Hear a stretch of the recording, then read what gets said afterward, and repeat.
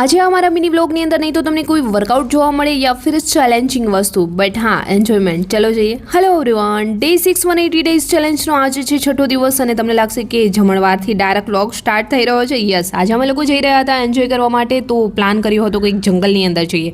So finally અત્યારે રસ્તામાં પહોંચી ગયા છીએ અને રસ્તામાં જુઓ અહીંયા કેટલા બોર છે સરસના, અને મને લાગ્યું ચલો મારી ફ્રેન્ડને આજે મેં મારી ગાડીની સવારી કરાવી જ દઉં.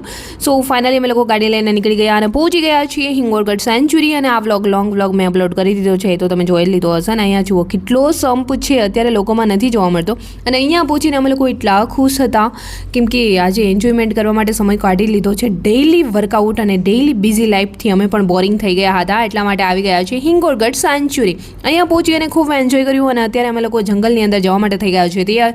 અને ત્યાંથી રખડીને અત્યારે પેટ પૂજા કરવા બેસી ગયા છે કેમ કે ભૂખી એટલી લાગી છે. નહીં તો ક્યાંય હરણ જોવા મળ્યું યા ફિર નહીં તો દીપડેશ કુમાર.